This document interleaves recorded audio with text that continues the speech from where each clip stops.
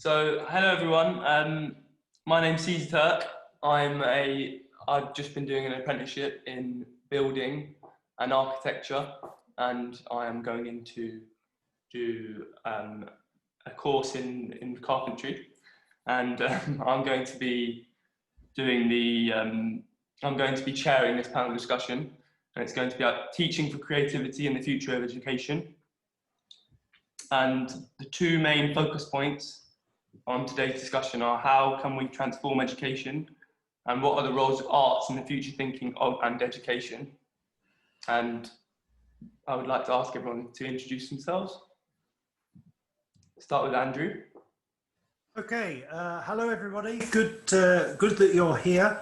My name's Andrew Golding. I've had a career in education as a teacher, and including 21 years as a head teacher of a couple of different schools. Most recently, a very, very large comprehensive school in Cambridgeshire called Hinchingbrook School. Following that, I am now the CEO of a multi-academy trust called ACES, which stands for Aspiration, Creativity, Excellence and Success. Great to be here. Thank you very much, Andrew. So shall we move on to, I'm just following the screen along, so should we move on to Chloe? Hello everyone, my name's Chloe. I've been working in education for 20 years. My background is specifically young people, disaffected young people who were not reaching the mainstream, usually suffering from trauma, structural poverty, structural racism. And I was trained under the Learning Mentoring Scheme, which brought artists in the noughties to work specifically with what were called disaffected or special educational needs children. So I guess my area is specifically those kids that are not able to reach mainstream, and I've been developing curriculums and therapeutic ways of working with them. Okay, moving on to Robert, if you want to introduce Hello. yourself. Hi there, my name is Robert Hyder. 28 years ago, I trained as a solicitor. I left on the Friday when I qualified because I was absolutely clear that it wasn't what I wanted to do. And I've just been pondering, that was a result of very bad career advice. So I hope things have changed since then. So then I went on to do an art degree. And while I was doing my degree, I became very disheartened with the sort of heroic solo artist in the studio model. So my thesis was on art and activism. And I then worked with Lorraine Leeson and the Art of Change. I think they're defunct now, but I'm a parent. I've got two children, a daughter who's at university, she's 21, and I'm currently home educating my son, whose Steiner School closed down earlier this year. I'm an artist and activist, and I've also worked in schools in various roles through art. Thank you very much. So Dave, do you want to introduce yourself? Hello, hi there. My name's David Swindells. I'm a photographer, a journalist. I worked for many years at Time Out magazine and ID and The Face and so on, writing about nightclubs. But I'm interested today to contribute where I can as both a parent who has children who've gone through the education system from nursery to university, and as someone who has been involved in the House of Fairy Tales thinking kit and working on projects with them designed to inspire creativity in school projects through and relating to art exhibitions. I'm thinking in particular of something here that was called Turkish Tulips. The exhibition was called Turkish Tulips. It was co-curated by Gavin Turk and originally happened in Amsterdam.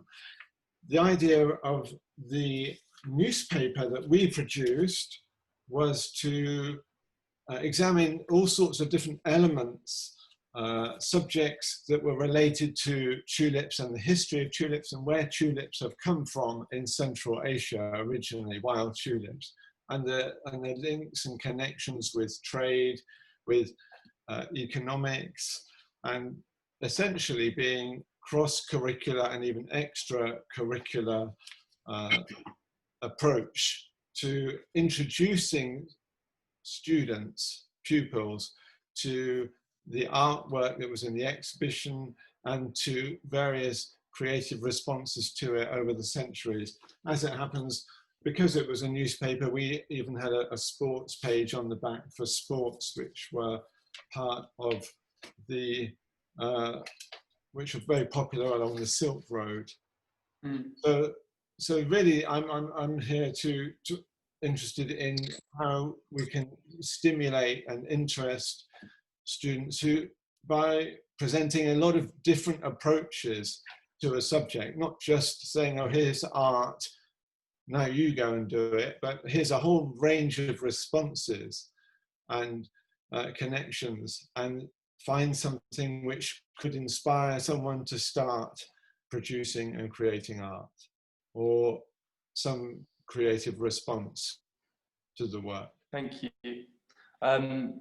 Jane, do you want to say what you Yes. about yourself? I'm Jane Akudike. I work at the Steiner School. I work with teenagers, mainly in drama and English. I've worked there for 20 years.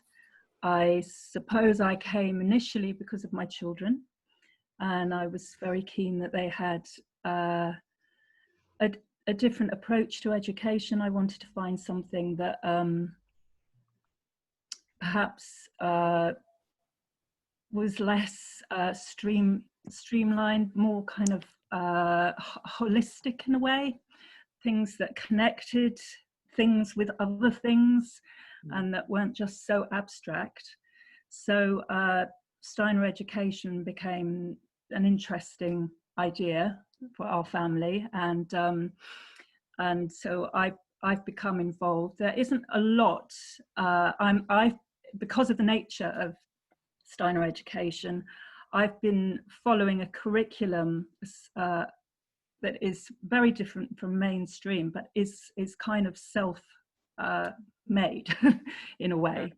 And so I've been really, really interested in how effective drama is, especially with teenagers, and different types of learning, and how people respond to language that might be incredibly intimidating if dealt in a very academic and intellectual way, but then you can really make it fly. So I do a lot of Shakespeare work, and also I work with teenagers writing plays, historical plays, and it's very specific because I'm with 13 and 14-year-olds.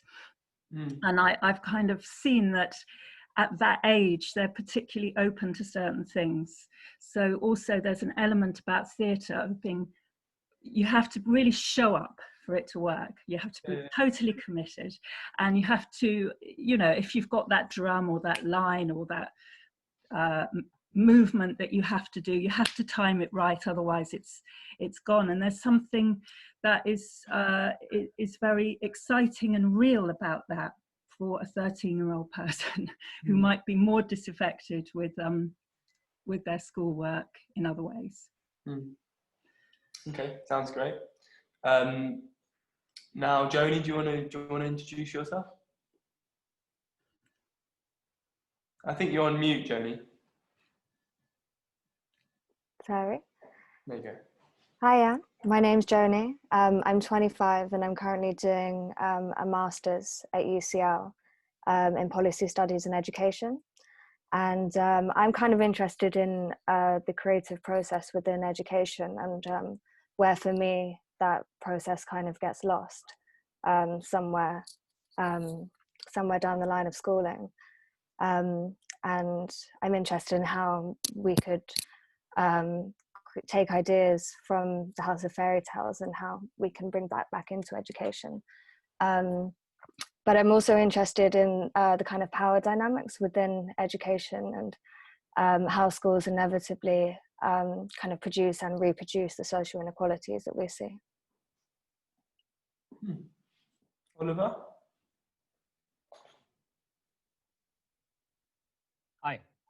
I'm Oliver.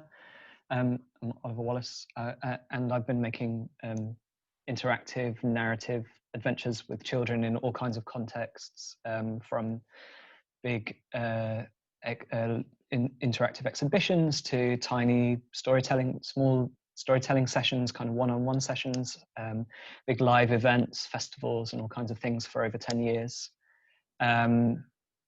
And kind of finding ways to use collaborative stories and games and elements from immersive theatre to celebrate the imagination of children and really kind of get those going. Right now, I'm running a social enterprise called Patchlarks, and our project that we've just, most recent project that we're just starting off is called The Forest Garden City. And that's all about working with young people to imagine a city where humans and the natural world are deeply entwined, and that is to the benefit of both kind of parts of that equation. And I'm kind of, right now I'm really on a trip of really being interested in how you use framing devices like stories and games and little bits of kind of those elements from theatre to create spaces where teachers and artists and young people are all making co-discoveries together, like making discoveries together in it sort of, so like a process of co-discovery. And nobody in the room is playing guess what's in my head. So I'm just interested in the way that can happen. And how that can nurture like a change in the, as Joni says, the power dynamic in the classroom, and how it can kind of nurture a joyful and sort of persistent kind of learning. And so on that trip recently, I've been looking back over a project called the Museum of Brave and Curious, which I made with the House of Fairy Tales, and which span off from the Turkish Tulip project that Dave was just talking about, which was a sort of 6-week, or it was really longer than that, but the main part of it was 6 weeks, training project for teachers around, mostly in primary schools, around injecting or building a culture of free-form, open, discovery-led learning in their classrooms. And the aim of that was to, and so I'm kind of like looking at that and hoping to bring some of those lessons back into my project, The Forest Garden City, and maybe help kind of inject them into the Great Imagining as well. So yeah, so that's where I'm at right now.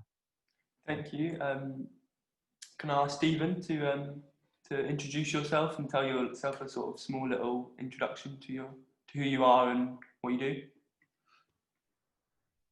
Hi, my name's Stephen Whitehead. I run a CIC called Countershade, which uses art as a way of exploring sustainable lifestyles and developing empathy with nature in general.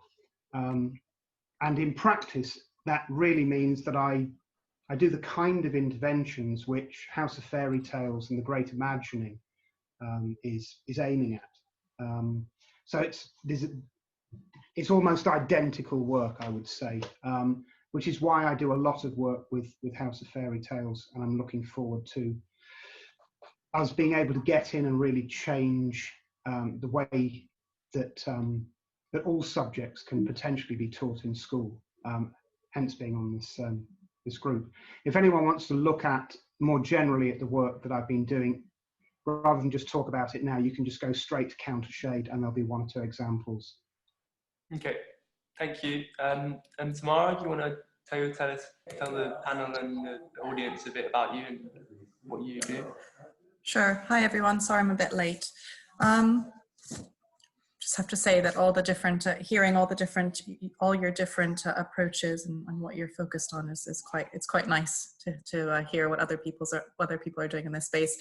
I'm in a slightly perhaps different focus area. So I focus on adult education primarily versus child or adolescent education. So I work for a company called Wilmington, and we're a group of training companies. And so my focus is really adult education and a lot of professional services education. So helping young professionals or mid-level professionals train, retrain, and get to the next level of their career or change careers. And so it's a lot of professional skills, which can be soft skills or technical skills.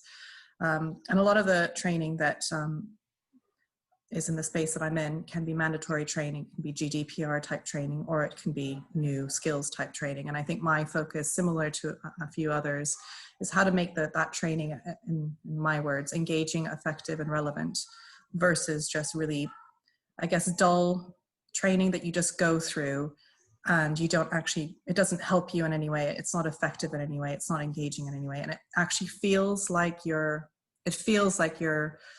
being forced to learn something. It feels like education. And I guess the whole emphasis of what I'm focused on is turning that away from it feeling like you're being taught or feeling like you're going through a course, and actually it becoming an experience and becoming immersed in that experience, and through methods of storytelling similar to others, or just being an immersive experience. And I think through that, then hopefully giving the student something that's actually effective and is retained, and actually then useful in their careers or in their next steps. So that's really the focus. And there are many different strands to that, looking at instructional design, looking at technology, looking again at storytelling, at different methods of when do you use face-to-face, or in this day and age, virtual versus when do you do e-learning, what's the best method to create that more immersive experience, and also looking at the generations, some younger generations liking to do different types of things. When do you use actual PDFs or Word documents? When do you use video? When do you use more simulation type things, gamification, badging, all those kind of things to really get people to enjoy it, for it to become an enjoyable experience. So that's kind of my focus. But pleasure to be here. Thanks a lot. So now, just before I move on to the main questions of the discussion, I just wanted to ask everyone what their thoughts on what the education system's like now, and how we got here, and what we think it could be like in the future, and what are possibilities of the future of the education system. Can I start by offering a quote from the United Nations? Oh yes, yeah, sure, yeah. Is central to our multi-academy trust, which is based around creativity. It's quite a long quote, but it's a really interesting one. It says, the world faces global challenges which require global solutions. These interconnected global challenges call for far-reaching changes in how we think and act for the dignity of fellow human beings. It is not enough for education to produce individuals who can read, write, and count. Education must be transformative and bring shared values to life. It must cultivate an active care for the world and for those with whom we share it.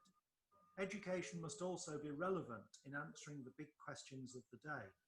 Education must fully assume its central role in helping young people to forge more just, peaceful, tolerant, and inclusive societies. It must give people the understanding, skills, and values they need to cooperate in resolving interconnected challenges of the 21st century. To me, that's a really, really powerful quote. And listening to my fellow panelists here today, goodness me, couldn't we put together a fantastically exciting, innovative curriculum if we had a bit of time together to do that, and the freedom to do it.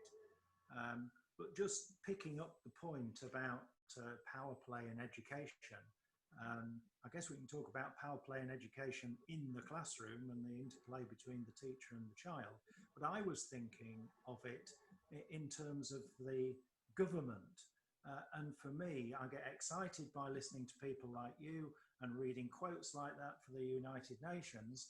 But then I'm always brought back to reality. And the reality of education today is the national curriculum, which is laid down, Ofsted, which we could spend all the time talking about, and I don't wish to, and things like the PISA league tables.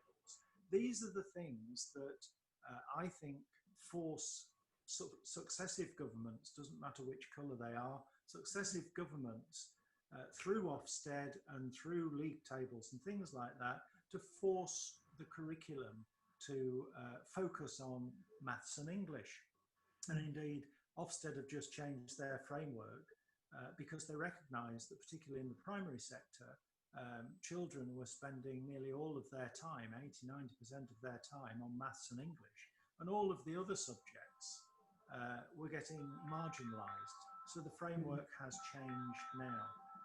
So there's a massive job to be done in imagining a future, selling the vision of not only acquiring knowledge, but having an ability to apply that knowledge to develop critical thinking, generate ideas, develop resilience, and so on and so forth, which we do in ACES around creativity, because creativity is in every subject and is a life skill.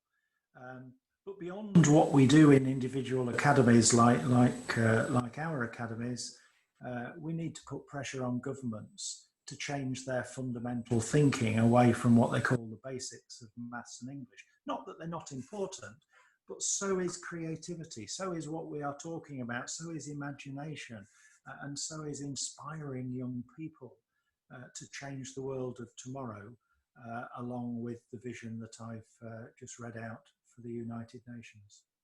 Thank you, Andrew. I think you kind of answered my question. Does anybody else want to sort of?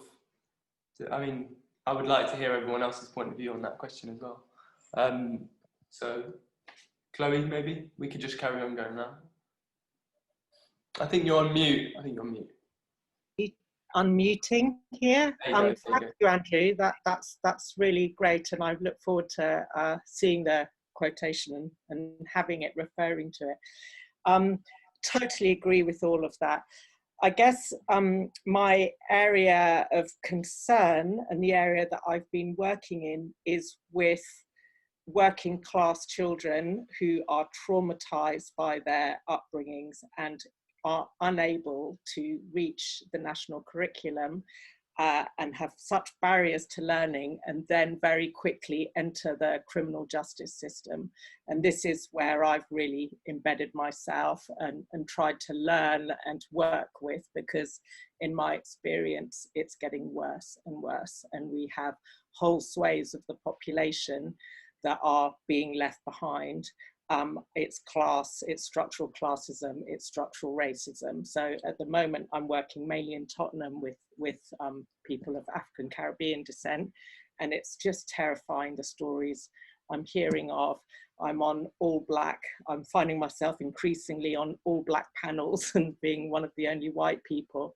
And here we're an all white panel. And it just sort of highlights, and it's not, this isn't a judgment, it just highlights to me just how catastrophic this divide is in inner cities. You know, I don't know what it looks like in more rural areas, but this is what I'm coming across in inner cities.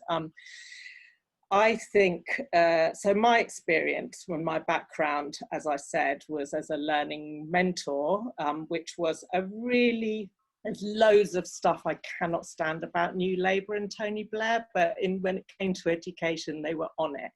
And they basically employed artists like myself, a filmmaker artist out of art school, to try and re-engage these traumatized children, because they had the kind of vision to know that the mainstream classroom wasn't working for them. So it was a very, very creative time, and we were trained up and asked to work with small groups outside of the class.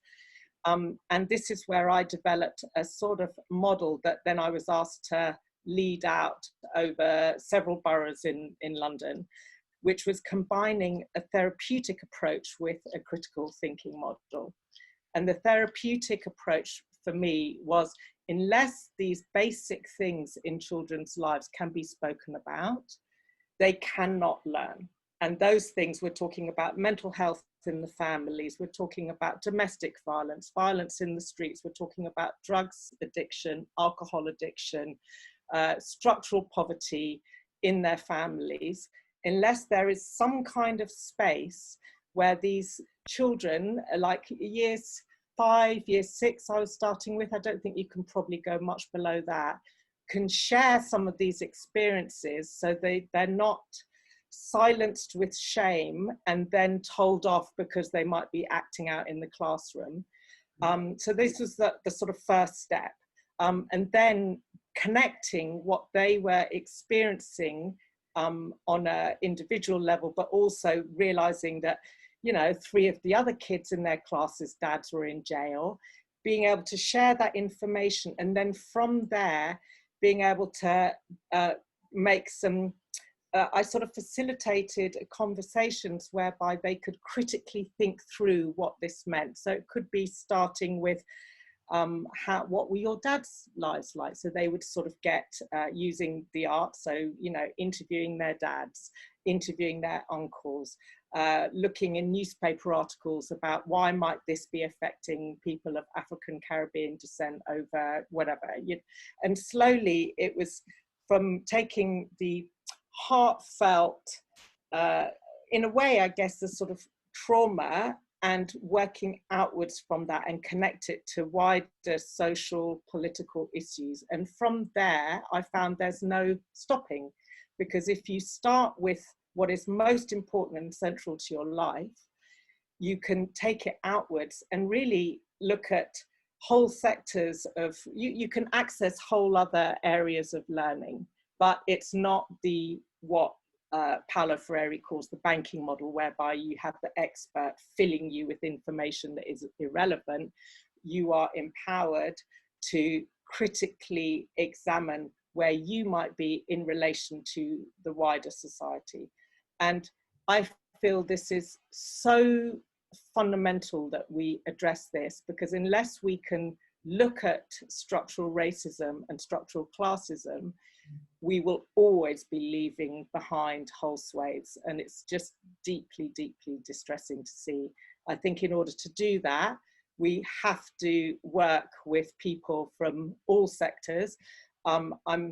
It's interesting sort of seeing, like hearing the discussions on all Black panels and then hearing the discussions on all white panels, because they're the same discussions, the articulacy, sometimes the, you know, the way, the sort of cultural sort of ways we might do it might be a bit different, but the sense that there is a total crisis and we need to do something about this is there. So yeah, I guess that's what Can I yes. come in here? I just want to support wholeheartedly the psychotherapeutic approaches. I'm lucky enough to have a sister-in-law who's the director of the Institute of Psychotherapy. And through her, I was able to get some fantastic training for my staff at Hinchinbrook on psychotherapeutic approaches. And there are a number of people now successfully working with schools, because, of course, you know, without that understanding, if children are going into classrooms not ready to learn because they're not in the right space or the right place. So I think that's something we could push. And the other comment I would make about the cultural thing is it's even more important in all white, dare I say, middle class, all white areas, to do even more work on cultural diversity and anti-racism and so on.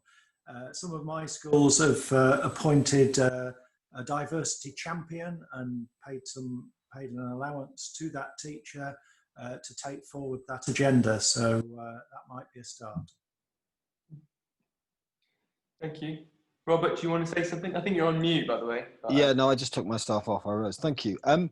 Yeah, I get that this is all, I think, as Deborah said before we all started speaking, you know, this is a hugely complex debate that we're in, because it spreads its tentacles out into every area, doesn't it? You can't separate education from everything else. But as people have been speaking, I just pulled up a quote, which it's on the topic that you addressed, Caesar, which was, where did it come from? Where did our current education system come from? And I think this quote speaks to it. It's from a site called quartz.com. It says, the modern education system was designed to teach future factory workers to be punctual, docile and sober, and points out that the education system we have in place is only about 200 years old. And in fact, I was very inspired speaking to you yesterday, because you said you're doing an apprenticeship, and I'm actually beginning to see, having worked in schools, periodically over the last couple of years, that more and more children are just voting with their feet. They're just saying, actually, we don't want to be in a classroom. We don't want to have that model of somebody standing at the front telling us information that we have to write down and then regurgitate. We want to learn skills like you. They want to go and learn something practical. It's not, education and their futures are not separate. They're seeing now that their futures are absolutely critically dependent on what they learn now. So why not learn to be an architect at the age of 12? You know, why not start the basics of that if you know what you want to do? And I get also the complexity of huge systems and huge numbers of people who are in the worst schools effectively, I don't want to use the word contained, but there's an element of containment in Gloucester, for example, very multicultural schools. They are literally like holding pens for children in a lot of cases, and that's obviously wrong. So, I mean, Deborah's been sending messages about what the future could look like. So I'm thinking, where did it come from? The factory model. A lot of our factories and our industrial and manufacturing base have gone in this country. So what could it look like? And also, what can we learn from other countries like India, African continent? So that's my thoughts at this point. I was just wondering if Joni wanted to say something about sort of what she thinks about education and diversity and her view from being from a Indian background. Yeah, so I really felt everything that you were saying, Chloe. And I think it's best for me to come at it from kind of immediate experience, because, you know, I have less working experience in this field, but I have had the experience of the education system itself. And I remember some particularly traumatic things that were happening in childhood were kind of coming out in my writing. And instead of addressing me and addressing what concerns that may have been going on in my life, I'd been messing around in a classroom, and the teacher shouted at me and sent me out and shamed me for writing about my experiences, and had basically said that it was inappropriate. And whether or not that's, you know, he'd obviously had a stressful day, didn't have the time to kind of address students individually. But I think under the current system, teachers are put under more and more strain to address things that Ofsted are obviously going to evaluate and to meet standardized targets. And it doesn't create the time or the space to address mental health in a way that I think is necessary to create a creative, you know, to produce a creative environment. And I think these kind of issues around identity are so intrinsic for the education system right now. I feel like there's, in essence, a kind of crisis in identity. When, I think it's in 2011, when they brought in the whole idea around fundamental British values, which I know for me and many other kind of minority students, you know, to see those kind of values being represented as functionally British are totally hypocritical. There's a lot of hypocrisy in it. So I think to glaze over the kind of history of imperialism and to kind of try and establish Britishness in a sense of what we might like it to be is not useful. And while it would be great to imagine a new system, it also needs to have the traces in the history of how we came to be and how that identity was established. Thank you. Does anybody else want to touch on that? And Oliver, would you like to talk about it? Thank you for sharing your experience, Joni. That's really cool. Yeah, that was really, yeah. I mean, this is that. I think it reminds me that there's this that like almost before or as part of or entwined with building a new system or a new approach to education or almost anything else in our society, these kind of like deep wounds, also the healing of them or the kind of addressing of them have to be a part of it. And I think also that in that the process of that like healing of making space for that healing is making space for good conversations to happen. and is about being better at speaking, at creating space for speaking and listening, and genuine collaboration and connection between people. There's like making space for people to share really difficult experiences, and also making space for people to share other ways that they might be vulnerable, coming out with ideas when maybe they're not sure they have the right answer, and just to slightly it feels like but I feel like that space of conversation is really useful in that healing of those kind of wounds, but it's also really valuable in addressing some of the other big issues that our society faces, like dealing with the rise of automation, or dealing with with climate crisis, or dealing with other big interconnected, complex, systematic problems which are similar to the way that operate, maybe with some similarities to the way that systematic inequality operates. And if our education system is going to be fit to addressing those, then having a sophisticated way of addressing communication in the classroom seems really important. And I know that there are schools and there are people who are sort of like digging in and trying to make a more discursive space, or a more kind of collaborative or equal kind of space in classrooms. Maybe I've kind of gone a bit woolly now with this answer, but but yeah. So I think that that kind of having a discursive space, and I guess like what I have some thoughts, and I think like some of the projects that I've been doing have been trying to tackle that, having a kind of more equal co-discovery or co-discussion kind of space in classrooms. But maybe I could open that back out to the panelists and see if anybody has any thoughts on how we can bring that kind of those conversations, how we can bring better conversations into classrooms, and better kind of conversational space or discussive space or collaborative space into classrooms. I don't know if anyone has a perspective on that. Can I just say one thing before we move on off the topic? I think that for me, I think we have to education. I think we have to think about the purpose of it in my mind. And I think, what is this what is this for? And I think from my perspective, there's two things, and it is to bring everyone together and to make it more diverse, and to create what the society we want, and to teach, to provide those values, and to provide what it should be, and how we should treat each other, and how we should interact with each other, and who we should interact with, and all these kind of things. And I think if we don't create that kind of space or that purpose for education, then it becomes very segregated very easily, and it just continues, it just perpetuates. But I think the other thing that's really important, sorry, Oliver, I'm going to go back slightly off topic, but I think the other purpose has to be about truly creating opportunity for students from all different backgrounds. And I think right now, if we go back to the maths and English focus, there's also sort of 3 or 4 main pathways. And, I just think that we have to, the current education system was created for the Industrial Revolution and all that stuff. But what is it created for now?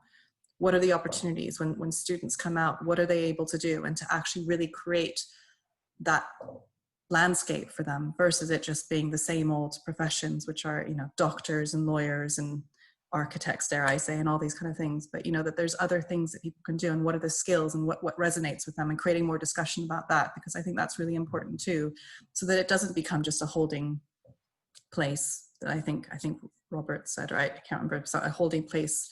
And that after that, they just go back and they're, to whatever their families came from, because they can't become doctors and they can't become lawyers. And I think that purpose of education, what it's for, and creating and changing the purpose from being the Industrial Revolution to being something new and different and exciting, is for me part of this great imagining. And it has to be that. I think it's both. I think it's both it's both being together and the diversity and inclusion and all those important things, clearly, but it's also how do we help and enable people to do something different, and not just the same old things that we've sort of society has told us are the only paths. Sorry to take it off topic slightly, but. Thank you. Yeah. Do you have something to say, Oliver? I actually, like, I don't think that did take it away from. I think we were kind of saying this similar in like aligned things, in that I think that, yeah, like there's a very narrow. The only thing that an extremely didactic system can offer you is a very narrow set of things that have that those in the know have already thought of, and then those who are receiving can only be able to do those things that were already thought of. Whereas, like, if you are able to make something that's more open and more broad and more led more equally from both sides, then maybe the possibilities open up, and things that weren't thought of in that didactic system can start to emerge, and you can have like an emergent results of your education system can be emergent, and maybe that allows for greater diversity. So I feel like, yeah, I don't know. I'm just aware that Joni just had her hand up there. Oh yeah, Joni. So what were you? Sorry, I just wanted to make a quick point in terms of what you were saying about wanting to create opportunities for children.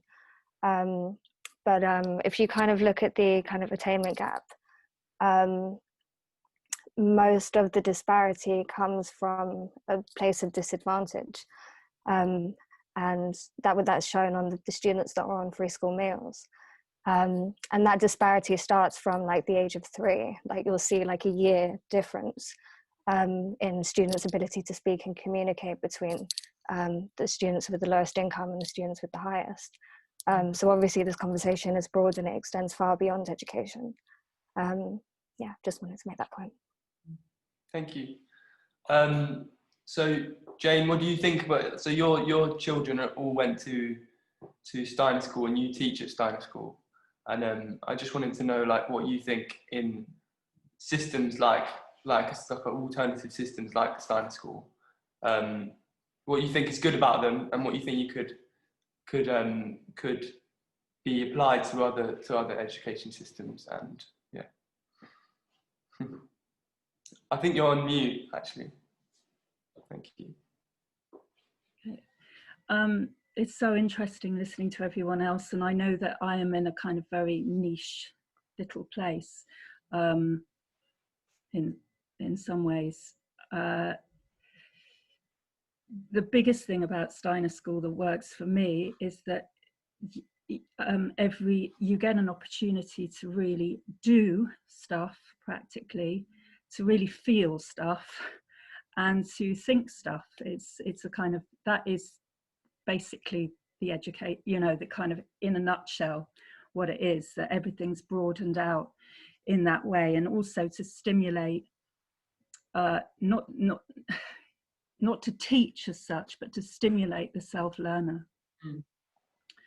And to find ways of that. And that feels, from what other people have been saying, something that I think could be very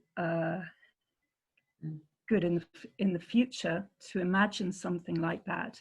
And also to kind of honor the fact that, yeah, there are a lot of teachers who are under an incredible amount of pressure, and so not giving of their best. And as sort of, if you have to, it goes both ways. You have to invest in the students and the teachers, because if there's constantly a feeling that you have to get to an end result in a pressurized way, yeah, and not enough kind of sort of strategies that you've learned or resources that you've learned to get to do that, and it seems to be your options are narrowed down, then you're not going to produce good work. And it feels like in the future we need to imagine something much broader, and also really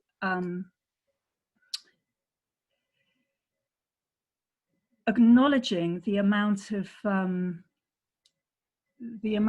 self education for the teacher too, that it is a constant learning thing. And I don't think that there are not teachers that don't know that. Of course there are, but I don't know if it's completely recognized that it is an ongoing process. And so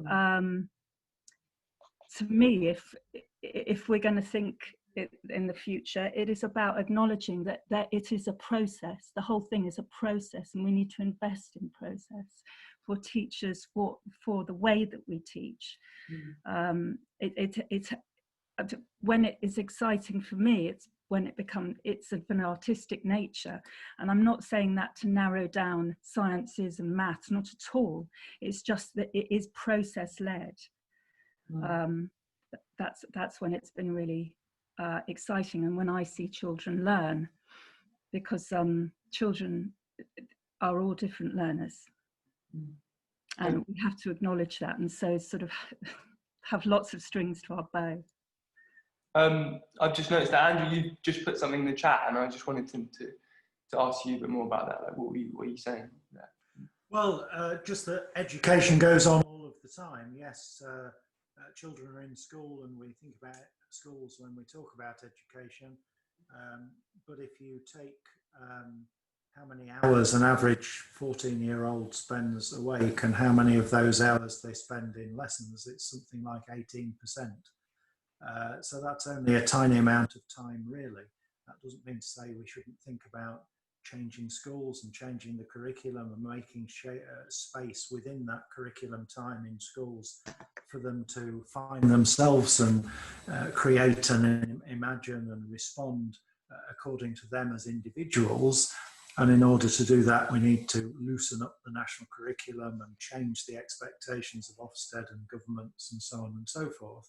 But to me, there's a whole untapped resource in terms of education for life beyond school, and maybe blended learning and technology has a place to play in this as well as other things too. Thank you, Andrew. Robert, I think you've got. Yeah, just a very quick, just to respond to that, Andrew. Yeah, you inspired me to remember when I was working at Gloucester Academy last year, which was a school that had failed its Ofsted inspection. I was tasked with working with a lot of the kids who were not cooperating and being in the classroom situation. And actually, most of them said they wanted to be at home. And that's just made me think what Andrew was saying about where learning takes place, that actually a lot of children want to be with their families and their friends. And I'm thinking of what Joni said, you know, we have to look at the other issues. Like, for example, if there was a basic income scheme, I'm not saying, I know it has its pros and cons, but if there was a basic income scheme, a lot of people wouldn't have to be out at work. They could actually spend time with their children and learn in a completely different environment. That's one of the advantages I have. I'm lucky enough to have an independent income at the moment. And so I'm able to dedicate time for my son. And I wonder how that could be replicated across different classes. And also I wanted to very briefly speak to this question of diversity, because there's a lot going on in the background.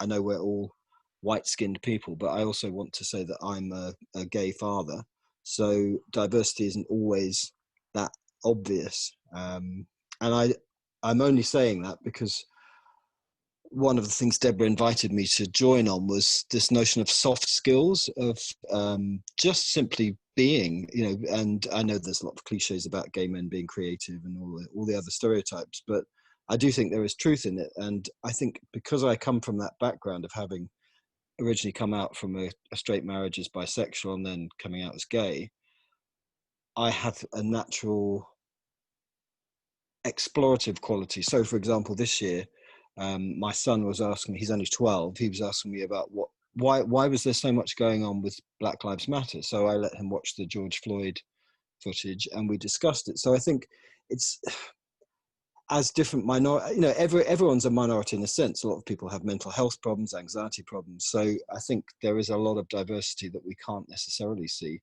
And I know from a lot of schools that sexuality and identity and obviously gender politics is a huge issue at the moment. So just wanted to throw that into the mix as well. Thank you. Yeah. Caesar, can I just say something? Yeah. Just in response to that, and because I'm aware that I might have started this conversation into the area of diversity. I think that the great imagining and creative critical responses are absolutely crucial for everybody feeling that they can, in a way, kind of empowered to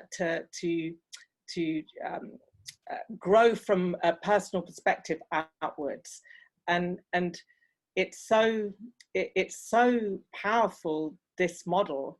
I think acknowledging if you're using it across the board, it's an acknowledgement to the diversity and not ignoring it. I mean, that would be my only comment.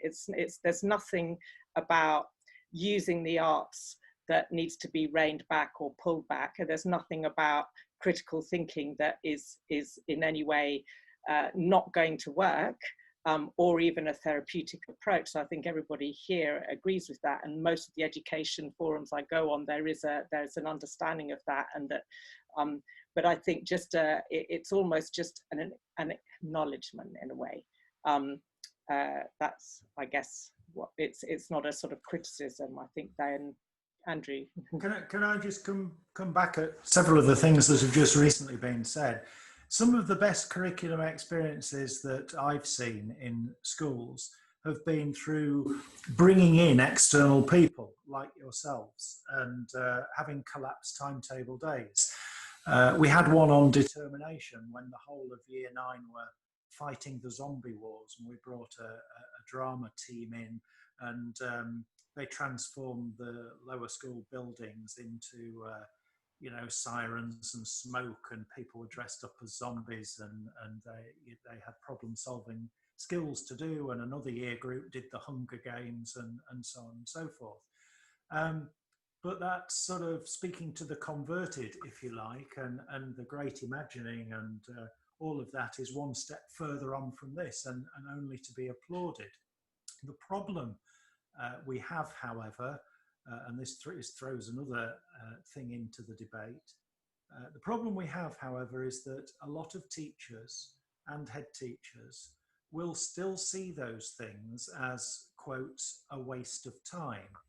And what they mean by that is we are so pent up and fraught to getting these children through their GCSEs and A-levels and academic examinations, where they're expected to get 7, 8, 9, 10, 11 exams, and the syllabuses are so full that we don't have time for all of this.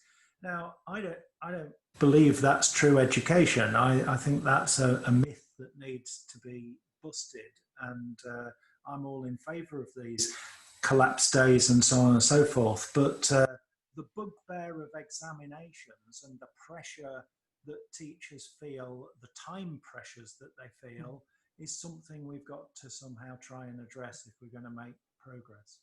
I just wanted to say that we've got 2 minutes left until we're opening up to a Q&A. But and I'm also aware that Stephen actually hasn't been able to sort of give anything to the chat. So I just wanted to ask you, we've got like 1 minute left. So if you want to just give us a little.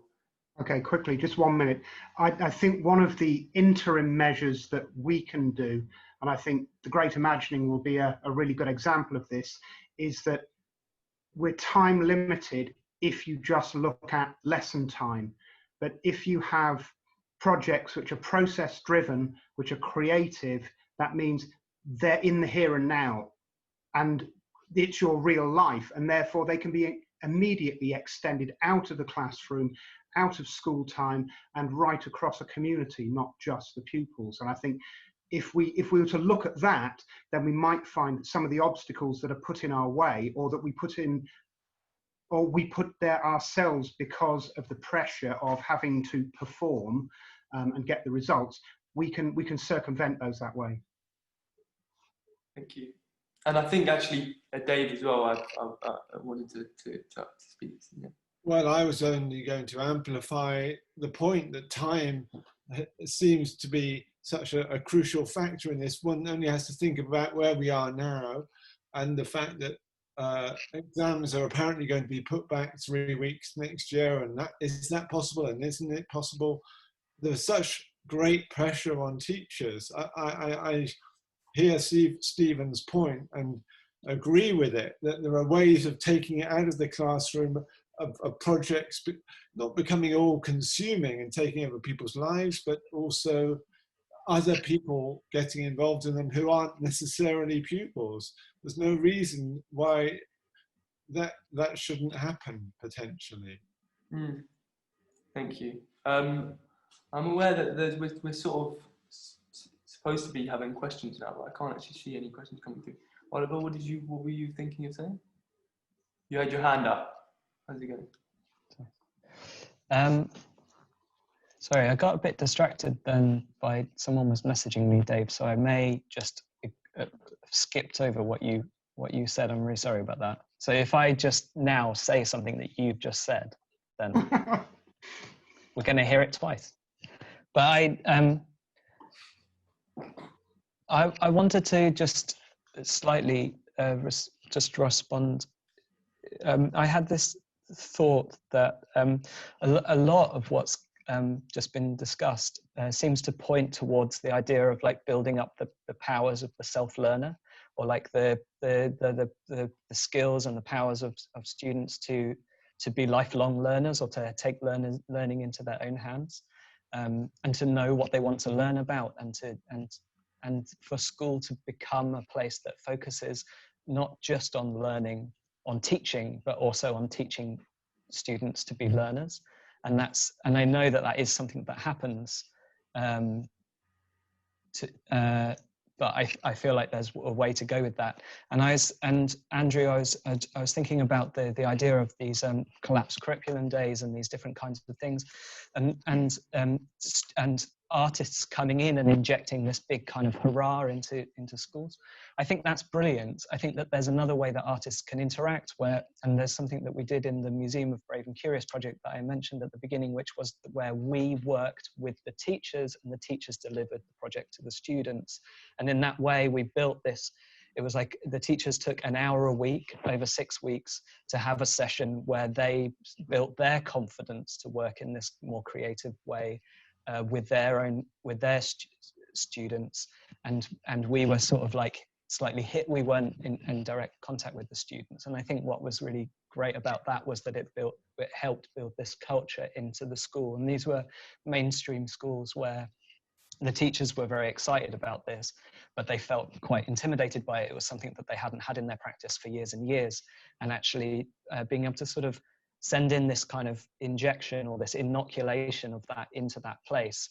I know that at least a year later, that was still having an effect in those schools. And so I think as artists, we can think about how can we, teach the teachers to fish rather than just give them a fish, and I think that that's really interesting.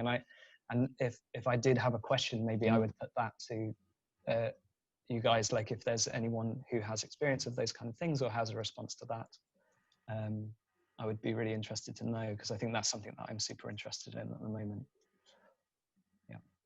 We've done some of that with the University for the Creative Arts, which is a fabulous organisation, and we've had third and fourth year students come in and talk to school students about their projects, and that can be from a whole range of different creative arts. So that's a useful link too.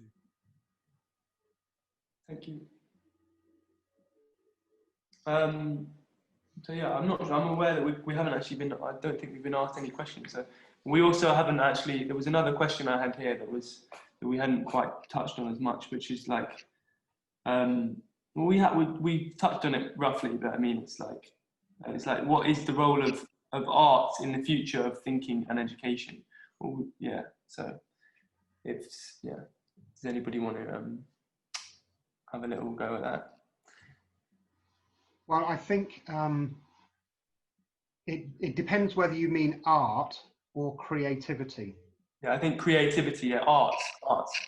Yeah, because very often what's happened is that artists have been asked to help people with their creativity because we're seen as being the people who exercise it the most. But I think more generally, the future is that it shouldn't be necessary just for artists to come in and to encourage creativity. I think creativity is very often encouraged by getting the culture right in an institution, whether it's a business or a school. And at the moment, we're running on a sort of freakonomic policy of wanting teachers to be risk takers, wanting them to be creative, wanting them to find new ways of doing things, and then only rewarding them for ticking boxes and getting exam results. So until that culture changes, I don't think you've created the right culture for that creativity. Certainly right at this moment, and for the past 15 years, I've been working in schools, I've specifically gone in as an artist and crossed right across the curriculum, teaching creatively, working CPD insets with teachers as well as running projects, because it works to have an artist come in and at least give a fresh perspective and encourage an environment, even if it's just for a project length of time, where teachers can find their own creativity. Thank you. So we've got a few questions coming up here, which so Ollie Steedman has just asked do any of the panelists know of the Brenner's model of child psychology development, and can it be applied to the discussion? The model comprises of microsystem, mesosystem, exosystem, macrosystem, and chronosystem. Does anybody is anybody aware of that? Or no? Okay, that's fine. I'm not aware of it either. So, do we want to carry on with the with what we were talking about before? I just think on the creativity versus arts, I think it is creativity personally. I think creativity, it's the focus on creativity for me. And I think almost it's helping people feel confident in their creativity. And it's not only in painting or in sculpting and anything else, but it's actually in critical thinking or in any form of that. And I think that's so fundamental for the future, and going back to the purpose. And it's a big part of adult education, is that just making people feel comfortable about not always ticking the boxes, because ticking the boxes isn't only in child education, it's also as adults. And to really feel that confidence and build that confidence to not always think along a linear path or what you're expected to do, which goes into exams and how we're assessed and how the examinations are done. And I think that whole concept of creative thinking is so important. It's so fundamental in my opinion. So I just wanted to share that. Thank you. So while we're having to think about this, we've actually got one more question coming in from Sari, who was wondering, she says, greetings from London, thank you for organising this. What has been your experience of working with teacher education programs? I'm not sure who that's aimed at, so anybody who wants to answer that question. What has been your experience of working with teacher education programs? I think that's maybe for you tomorrow, or I'm not sure. You haven't been, is that not you? Oliver? You're on mute, sorry. Tamara, have you been working in that field? No, okay. Yeah, so there's that, I think like the one piece of teacher education that I've been involved in is this project that I've just talked about. And we set up this immersive narrative where letters from an imaginary girl in another world were sent into the classroom, and the teachers opened them with their students and discovered what was going on as the students did and responded to stimuli in the classroom. My experience that I thought I would bring in just now is that there were two kind of elements that I thought were interesting from that, were where the teachers found it really useful to have an authentic audience, an outside an outsider, someone outside of the school who they could feel responsible to keep going with the program and to keep pushing outside of their normal practice. And to have someone who was really championing that, because some of the others, maybe in some of the bigger schools, some of the other teachers were a little bit like, well, what is this that's going on? Why is it different from what we normally do? And I feel like there would have been that social pressure just to kind of go back to what was normal. But because I was outside of that and sort of saying, no, keep going, yay, there was like a kind of a validation to keep moving. And I think that was really useful. And then also, there was a sense in those mainstream schools where most of the school was set up towards a different way of working, that they didn't want the students to suddenly start thinking they could just come up with anything at any time and they would slightly lose control. And so we used these very kind of these framing systems where there was a language around it. When this old battered suitcase came out, then it was time to have a brave and curious discussion, and the students knew what that was and it was bounded. And I know that then, having installed those little bits of culture of language and kind of talismans of this particular way of working, the teachers were able to then bring that out in science lessons and say, okay, so now we're going to break with the normal way we do things and we'll bring out this talisman of a different way of working with things, and it's going to be bounded, and so we're going to have a discussion for this amount of time and then we're going to put that away and start working in other ways. And it became safe. And I think that that was something that was actually really important in that working with trying to introduce these slightly scary ways of working into those classrooms without them feeling like they would completely blow apart everything that the teachers had come to rely on for so long. And I think that's really important, that we can't just blow apart like really safe systems. You need to like bring it in gently and replace them with something else that's safe. Yeah. Thank you. We've only got 3 minutes left, so I've got something very quickly to add to the teacher question. There's a very, very interesting forum called the Radical Education Forum. I'll put a link up, and it's for teachers that are suffering under the stresses, and they come together to share what they're suffering from. They're really, really up against it. They feel increasing like safeguarding training, prevent strategy training, and now anti-capitalist training, and all of it. So they feel that their own creative spaces are being shut down. There's a fear quite often in some of the more autocratic academies, which obviously Andrew has nothing to do with, but there are some that are using quite sort of authoritarian methodologies. And it's really, it's kind of heartbreaking to hear some of the stories. And I just think that looking ahead with the great imagining, to allow the spaces for the teachers to experience these forums and spaces and creativity, and to go on a weekend retreat or to whatever it is, would just be so important, because the communication, what I'm hearing is that teachers don't feel able to communicate in an authentic way with students any longer, because they're always feeling watched by the inspectors, by the head teacher, whatever it is. So I just think that would be a beautiful thing, and you know, to add. Thank you. Can I, Caesar, can I quickly toss in a distinction? Very, very quickly. I'll do it succinctly. So I've heard the word teacher used a lot, and in my biog, you asked us to put something in a sentence. I think it's really important to look back at the root of the education system. Education comes from the Latin word meaning to draw out, whereas teaching is putting in. So I'm thinking, how do we inspire the children, the students, to be the ones from whom we draw the inspiration and for their visions of the future, rather than us as adults going, right, what can we put into you to make you do ...